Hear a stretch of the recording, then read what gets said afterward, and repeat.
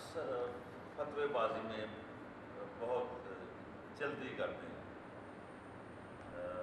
ابھی بھائی نے بات کی تو بینکنگ اور انشورنس کی، اسی طرح جب آپ نے فرمایا جہاز کا یا اور ایجادات کا، تو ہم نے کہا یہ ٹیلی ویژن بھی حرام ہے، یہ بھی ہے، ہم سنتے رہے اپنی لائف میں۔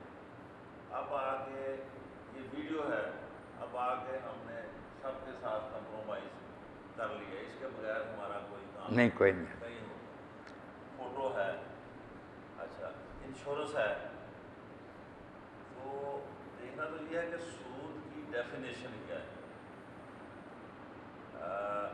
مولانا محمد صاحب مفتی محمد صاحب نعیمی صاحب کی اللہ رحمہ۔ انشورنس ذاتی تھی، اچھا، پھر بھی کوئی فتویٰ پوچھنے جاتا تھا تو وہ کہتا ہے یہ حرام ہے، اچھا، خود کرائی ہوئی تھی؟ خود کرائی۔ اور میں جو بات کر رہا ہوں میرے پاس اس کا ثبوت ہے انا للہ و انا۔ انشورنس کا۔ اچھا جب وہ کہتے ہیں کہ کچھ دوست گئے ہمارے، میں نہیں گیا، میرے دوست کچھ گئے، پرانی بات ہے، تو انہوں نے کہا مولانا آپ نے خود کروائی ہوئی ہے اور لوگوں کو کہتے ہیں حرام ہے۔ حرام ہے، میں نے کہا یہ میرا ذاتی فیل ہے، فتویٰ وہی ہے۔ یہ میرا ذاتی فیل ہے، ویسے حرام ہے۔ نہیں، میں تو صاف کہتا ہوں کہ انشورنس کرایا کر، یہ بالکل نہ ایک حفاظتی سامان ہے۔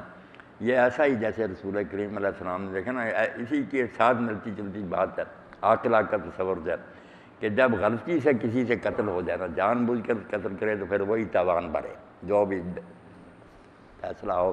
اگر صلح کر لیں تو پھر جتنی رقم وہ کہیں مقتول کے وارث دینی پڑے، دے گا قاتل۔